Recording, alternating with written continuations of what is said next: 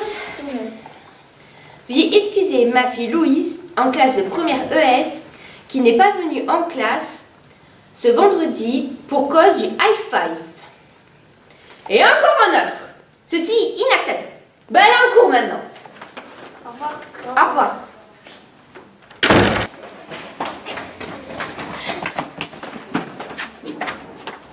Oui. Bonjour. Bonjour. Excusez-nous, on était au Hi-Fi Festival. Oui, apparemment, c'est ce que m'ont dit vos petits camarades. Je pourrais voir votre justificatif. Il est juste là. D'accord. Donc vous croyez qu'un petit mot de vos parents va m'attendrir? Vous fichez de moi? Vous pouvez pas louper ça. Bah, j'espère que vous avez bien profité de votre week-end, car vous allez rester 1 heure avec moi. Et vous répondrez à cette question. En quoi le high five est-il un événement éthique et culturel? Parce que pour ma part, je ne pense pas qu'il soit si éthique que ça.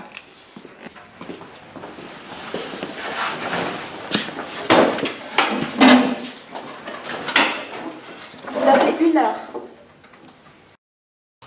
J'espère que ça va être bien. Voilà madame, notre info. Merci beaucoup. C'est ça, il y a plein de ratures, dis donc. Bon, bah, j'espère que votre intro va être intéressante au moins. Pour la 7e année consécutive, le Hi-Fi Festival s'est déroulé le premier week-end d'octobre à Annecy. Organisé par l'agence Like That Events, il s'agit du Festival international du free-ski qui, pour la première fois, a proposé dans la ville, sur la place des Romains, une compétition de freestyle en partenariat avec l'opérateur mobile Soch, regroupant 20 000 téléspectateurs en 2 jours. Sur ce contest, les meilleurs athlètes du monde entier se sont rencontrés pour réussir le jump parfait sur un tremplin en métal de 42 mètres de haut recouvert de neige artificielle. Cependant, les high five n'est pas seulement une compétition de freestyle internationale. C'est également plus de 52 productions cinématographiques de ski libre au cinéma Gaumont-Pathé à Annecy, où 11 200 personnes étaient présentes. C'est un chapiteau avec une multitude de marques présentes pour proposer des activités ludiques et des lots à gagner, qui a attiré 35 000 personnes sur tout le week-end. C'est aussi une cafette aménagée spécialement pour l'occasion, des soirées d'ouverture, opening et de fermeture, closing party au ball et au pub plage, accueillant 4100 personnes en tout. Et c'est finalement la rencontre entre des jeunes et leurs idoles, des athlètes de haut niveau. Ça ne va pas du tout, regardez-moi ça, il n'y a pas de plan énoncé ni de problématique. Et puis la suite est beaucoup trop longue, vous allez m'expliquer cela à l'oral. Qu'y a-t-il d'éthique dans la création de neige en octobre et en ville? Bon, il est vrai que la présence de neige en octobre à Annecy, c'est pas très naturel. Mais il faut savoir que depuis quelques années, le processus pour fabriquer cette neige a beaucoup évolué. Maintenant, c'est une société hollandaise, je crois, qui s'appelle Polar Europe. Voilà, merci. Polar Europe, qui fabrique cette neige. Et c'est une société qui est classifiée éco-friendly. Ça signifie quoi, éco-friendly? Bah, ça veut dire qu'elle respecte totalement l'environnement. D'accord. Et par contre, je vois pas trop comment elle est écologique. Donc, pourriez-vous m'expliquer comment elle est produite? Parce que, à moins qu'elle vienne des glaciers, je vois pas. Puis en plus, son transport serait polluant. Donc, expliquez-moi. On va vous expliquer. Asseyez-vous. Cette neige, elle est directement fabriquée sur place. Il n'y a aucun transport. On met dans une première machine de l'air compressé avec de l'eau. Puis dans un second temps, ce mélange, il va dans une seconde machine. On y ajoute 500 tonnes d'azote liquide à 196 degrés. Et ce mélange donne de la neige. D'accord. Il faut savoir d'ailleurs que d'autres villes beaucoup plus avancées écologiquement qu'Annecy, comme par exemple la ville d'Oslo, ont utilisé exactement le même processus pour fabriquer la neige du Big Air des X Games 2016. D'accord. Mais peut-être qu'elle est fabriquée sur place, mais ensuite elle est évacuée en camion ou... Alors en fait, au bout de 4 jours, cette neige, elle va être totalement fondue. Ah d'accord. Et elle va rejoindre les eaux usées d'Annecy. Et vu qu'il n'y a aucun additif chimique, elle pourra servir à l'arrosage des plantes ou bien d'autres choses encore. D'accord. Sur ce point, c'est bel et bien écologique. Néanmoins, cet événement se déroule sur 3 jours, il me semble. Donc, outre la neige artificielle, il doit y avoir de nombreux facteurs de pollution, comme à cause du monde, des déchets, tout ça. Tout d'abord, il faut savoir que le festival édite un pré-bilan carbone, ce qui n'est pas du tout le cas de beaucoup d'événements en France, notamment à Annecy, comme par exemple la Fête du Lac. De plus, ils font une donation à une association qui a pour projet de planter des arbres à Annecy, de façon à compenser leurs émissions. Cette année, à l'occasion du Sage Big Air, Like That Event, l'association qui a organisé le High Five, s'est engagée à rédiger une charte, celle-ci, à l'aide d'un cabinet agréé et de l'association Mountain Rider, et ça pour faire du festival un événement éco-responsable. Afin de limiter les déchets qu'ils ont émis sur place, ils ont fait une billetterie informatisée. Ils utilisent également un maximum de papier recyclé. La cafétéria du High Five s'est engagée à limiter la production d'emballage pour les ventes à emporter, et ils ont également préféré la vaisselle réutilisable à la vaisselle jetable. Toujours dans le même but d'ailleurs. Ensuite, ils se sont engagés à sensibiliser les festivaliers sur l'écologie. En effet, les bénévoles étaient présents pour indiquer à chaque personne comment trier et gérer ses déchets pendant, mais surtout après l'événement. Mais il y avait aussi des flyers en papier recyclé, ainsi que différents messages sur les écrans situés sur le lieu du High Five, afin, encore une fois, de sensibiliser toutes les personnes présentes à l'écologie. Donc, si j'ai bien compris, il y a beaucoup de personnes au High Five Festival et qui viennent du monde entier. C'est ça. Cependant, ils doivent employer des moyens de transport polluants, le trafic devait être saturé, bonjour la pollution. Dans la charte, ils précisent qu'ils ont choisi des partenaires de transport éco-responsables. Par exemple, ils ont pris Vélonessi, Cibra ou bien Blablacar. Et il faut aussi savoir que le lieu du High Five, c'est à Courrier, donc c'est à quelques pas de la gare. Il n'y a pas du tout besoin d'utiliser des transports polluants quand on arrive de la gare. D'ailleurs, les hôtels sélectionnés pour accueillir les athlètes et autres partenaires prestataires sont tous certifiés éco-responsables.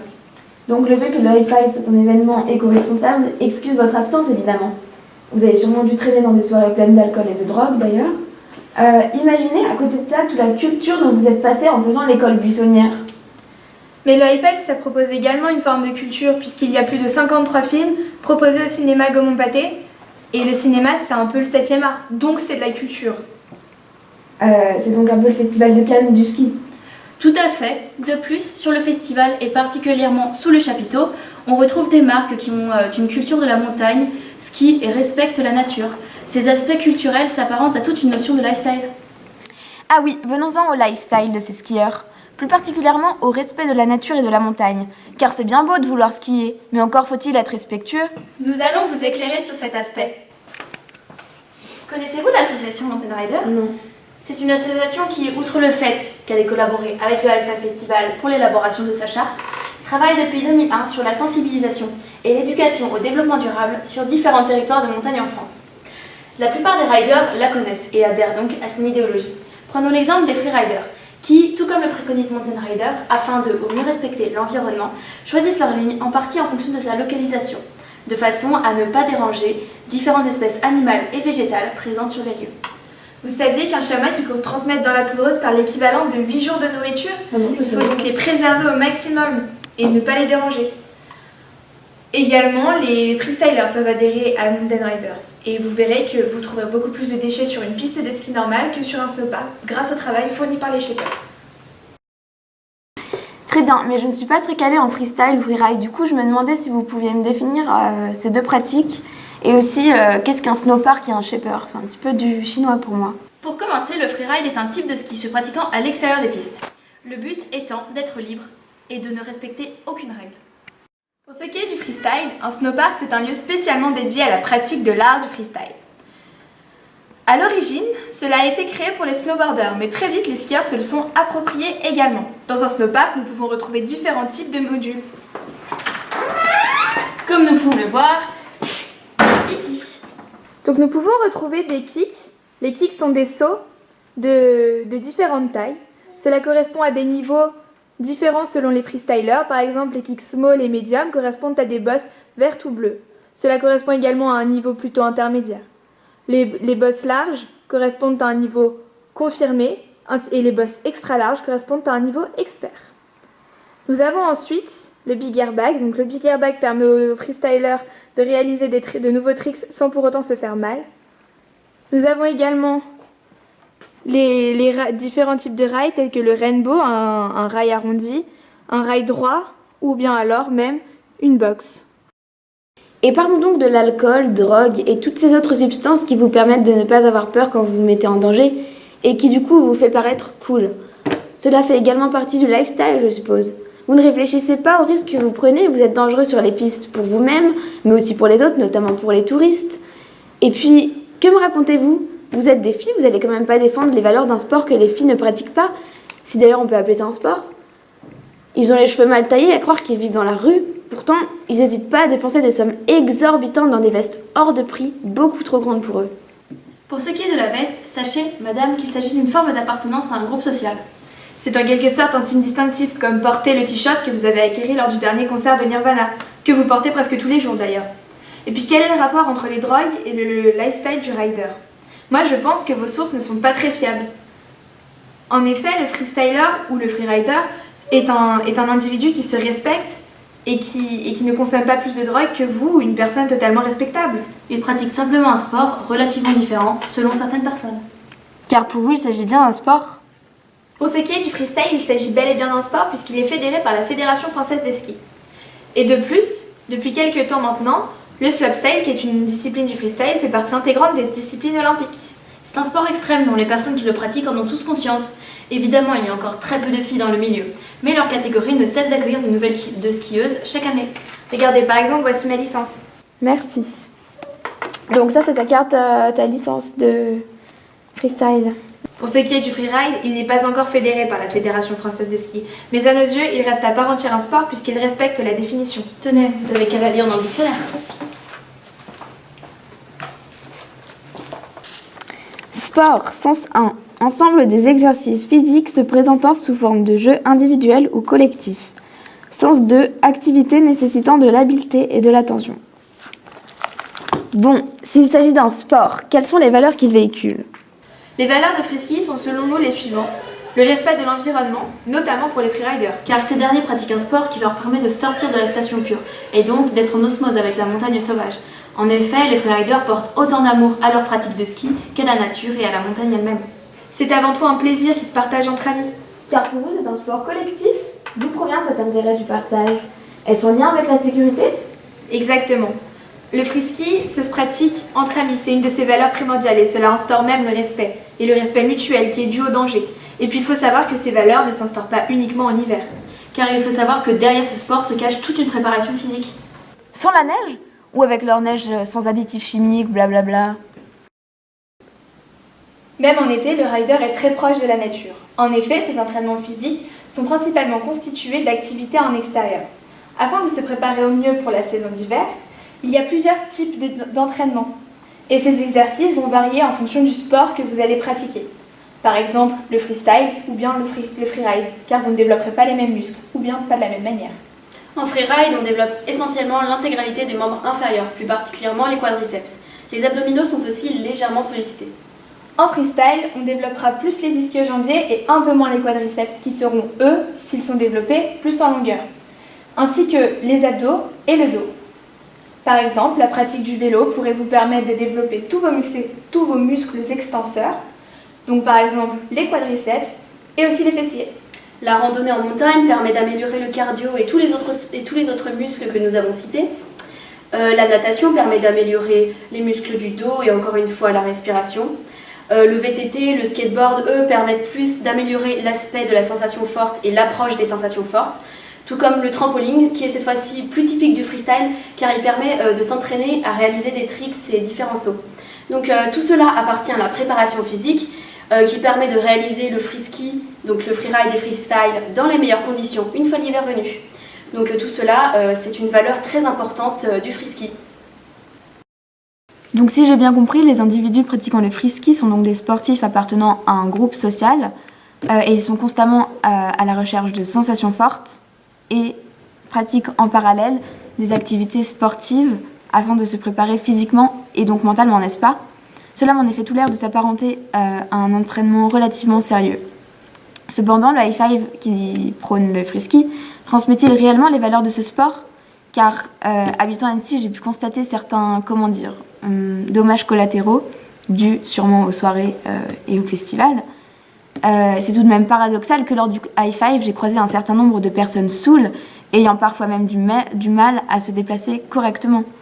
N'oublions pas que de 1, l'alcool détruit le foie, et de 2, il a des effets négatifs sur les capacités physiques. Donc je me demandais si vous, les riders, ne consommeriez pas aussi des substances dopantes. C'est vrai que c'est paradoxal, nous ne pouvons pas le nier. Néanmoins, les soirées sont très bien contrôlées et aucun mineur n'y a accès. Une pièce d'identité est demandée à l'entrée de chaque club. Et puis il n'est pas interdit de s'amuser, même si l'alcool est à consommer avec modération. D'ailleurs, il faut savoir que les clubs, ou bien même le festival, ne sont pas responsables des excès de ces quelques personnes. Pour ce qui est du freeski, sachez que donc le freeride et le freestyle, ce sont ni des sports de fond, ni particulièrement des sports de rapidité. Le but étant de prendre plaisir en se dépassant sur de nouveaux tricks, d'acquérir de nouvelles techniques de ski.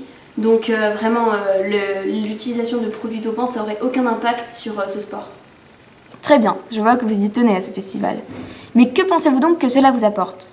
Pour moi, le freeski n'est plus aussi free que ça. C'est une pratique désormais régie par les grandes marques qui veulent donner une image spécifique, mais aussi par les grands riders. Vous vous conformez désormais à des normes en plus de vos valeurs en quelque sorte. C'est vrai qu'au départ, le freeski, c'était un sport très libre. Cependant, c'est très vite devenu un mouvement super tendance. Et les marques comme Monster ou Red Bull se sont en quelque sorte appropriées les sports extrêmes, mais pas seulement le ski. Et puis c'est pour s'afficher une image de marque plutôt jeune, parce qu'ils visent un public jeune, il faut l'avouer. Alors on ne peut pas leur reprocher d'utiliser ces sports pour se faire de la pub et pour se faire connaître, en sponsorisant les idoles des jeunes par exemple. Pour ce qui est des marques de vêtements et de skis, c'est un petit peu le même principe, car ils proposent des vêtements et donc des skis aussi adaptés à cette pratique, donc au freeski, afin de toucher une plus large clientèle. C'est de bonne guerre car nous sommes régis par les grands riders qui sont nos idoles et vers qui nous voulons tendre. Nous voulons en effet les imiter, leur ressembler, en essayant de réaliser les mêmes tricks, avoir les mêmes skis. Cela appartient à notre socialisation. Le high five contribue à notre socialisation. Une fonction socialisatrice donc. Le high five, mais de quelle manière ? Eh bien en fait le high five peut influencer les enfants mais aussi les adolescents sur la pratique de freeski. Car durant leur socialisation primaire, ils vont prendre modèle sur leurs idoles, dont ils ont pu admirer les films ou encore même les rencontrer sur les lieux du high five. Par exemple, lors des séances de dédicace où on peut échanger quelques mots avec les légendes. Ou bien même encore en se promenant sur les lieux du festival, où il est assez peu probable de ne pas les rencontrer. Il y a de nouveaux agents socialisateurs qui peuvent véhiculer des valeurs différentes de celles de la maison. Par exemple, lors du stage big air. Le big air, c'est une des disciplines du freestyle les plus impressionnantes et les plus dangereuses. Lors de ce contest, les individus ont pu observer leurs idoles sauter un kick de 45 mètres de haut. Cela a pu engendrer pour certains une envie de commencer à pratiquer le freestyle. Donc les valeurs et normes que nous apprendrons au ski seront donc totalement en contradiction avec celles qui sont transmises à la maison par nos parents. Par exemple, le fait de ne pas réfléchir et d'y aller droit dans le pentu, comme diraient les skieurs. Le fait de ne pas réfléchir peut éviter de se confronter à un potentiel danger ou même d'avoir peur. C'est un sport qui demande de savoir faire abstraction de la peur durant l'action et donc de ne pas réfléchir. Et c'est des valeurs que nos parents ne nous inculquent certainement pas lorsque nous sommes petits. Ah, et ensuite, dans une proportion moindre, les activités ludiques peuvent permettre aux enfants de se confronter aux normes, telles que le respect, par exemple lors de l'attente avant de pouvoir réaliser l'activité, ainsi que les règles imposées sur certaines d'entre elles. Eh bien oui, tout à fait. Par exemple, à l'occasion de cet événement, la boutique The North Face a mis en place, organisé des activités sportives pour les adultes, afin de les inciter à une pratique physique régulière. Et nous avons la preuve d'ailleurs que cet événement est un agent socialisateur. En effet, durant le festival, nous avons pu voir de nombreux groupes de personnes qui s'y donnaient rendez-vous, qui voulaient s'y retrouver. Cela peut aussi être l'élément déclencheur d'une socialisation anticipatrice. En effet, nous avons d'ailleurs un bon exemple. L'année dernière, une de nos connaissances a assisté au high five. Et c'était une fille qui ne supportait pas le sport. Maintenant, en voyant toutes les personnes appartenant à ce groupe, elle s'est mise à écouter les musiques qui sont passées durant le high five, à s'habiller de la même manière avec les marques qui étaient présentes sous le chapiteau, mais surtout, l'hiver venu, elle s'est intéressée au freeski, chose qui ne serait jamais arrivée sans le festival, pardon. En résumé, le High Five Festival est un événement éthique puisqu'il est éco-responsable.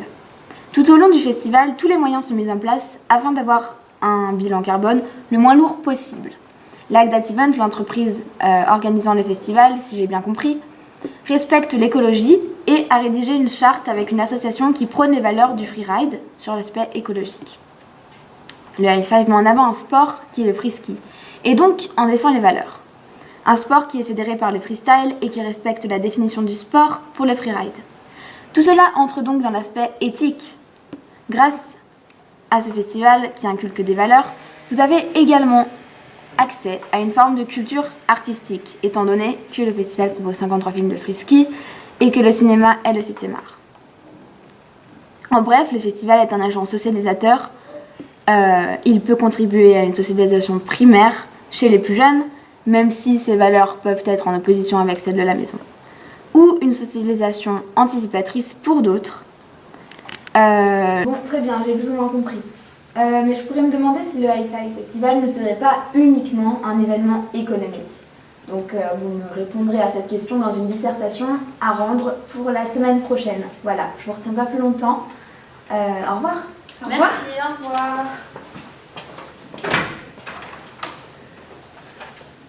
Au revoir.